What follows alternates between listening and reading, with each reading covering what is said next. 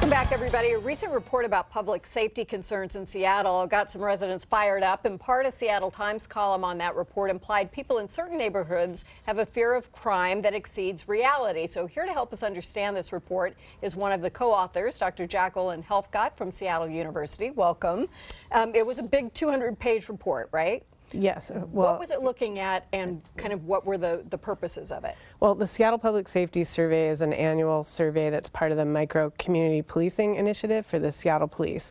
And the purpose of it is to be a tool to collect data on community perceptions of crime based on the idea that perceptions of crime matter as much as actual crime and make up the reality of crime. Why do the perceptions matter as much as the reality? Because what people hold in their mind about crime is just as important as actual crime. It affects their directs behavior, how people right? respond. It directs people's quality of life. When we talk about public safety is about much more than crime. It's about how people feel in their neighborhoods. It's about how informal social control and the cohesion of neighborhoods, right, and how people feel about the police and fear of crime. So there are many components of public safety. So how can you reach a conclusion about a neighborhood that maybe fears crime more than its actual crime rate warrants? That seems subjective, so how do you measure that? Well, we measure, the Seattle Public Safety Survey has scales embedded in it that are associated with questions that measure things like fear of crime, police legitimacy, social cohesion, informal social control, and social disorganization. And all of those variables are related to public safety. So the community is asked to rate items. I mean, one thing we're looking at in that survey is the people's top concerns about crime, but there's also a series of questions.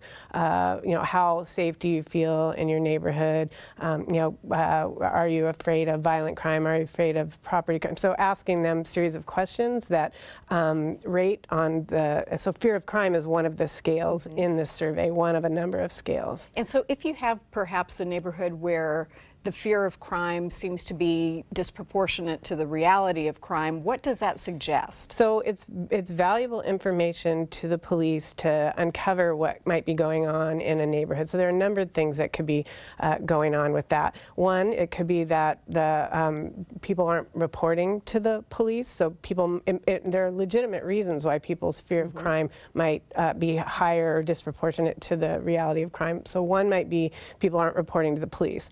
Now, in the 59 neighborhoods in Seattle, there might be a very different reason why people wouldn't report the police in, say, North Seattle than maybe in South Seattle or other areas where maybe people are from different cultures. There's language barriers. They may not want to contact the police. So it could be the case that people are seeing crime and disorder around them, and that's making them afraid.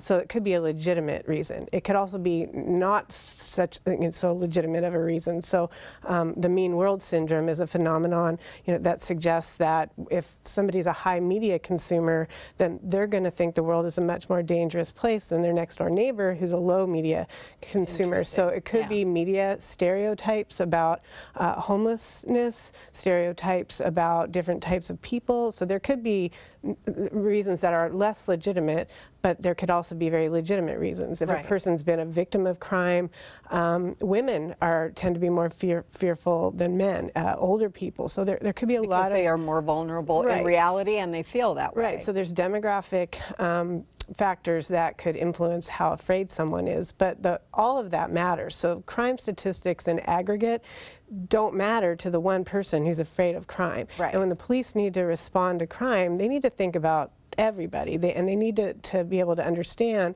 is there a legitimate reason why people are afraid of crime, and that needs to direct police resources. And Seattle Police has been very active in terms of police community engagement to try to understand at the local level in terms of problem-based policing, and in situations where, in Seattle is a city of neighborhoods, and details matter when it comes to crime.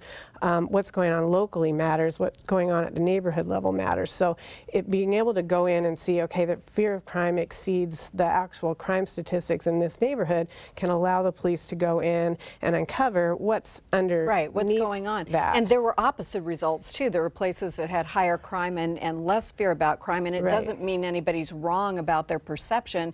It's what we can draw out of this to figure out how we better communicate and manage what's going on. Right, and again, yeah, you know, one individual person who's afraid of crime, it will decrease that person's quality of life. Absolutely. And you know, and one person matters just as much as everyone, and so we need to be looking in aggregate at crime rates, but we also need to be looking at individual people and you know, how they feel about how they experience life. Yeah. Thank you for helping us understand it a little bit better, and we'll put more resources on the web to let people know more about the survey. We'll be right back.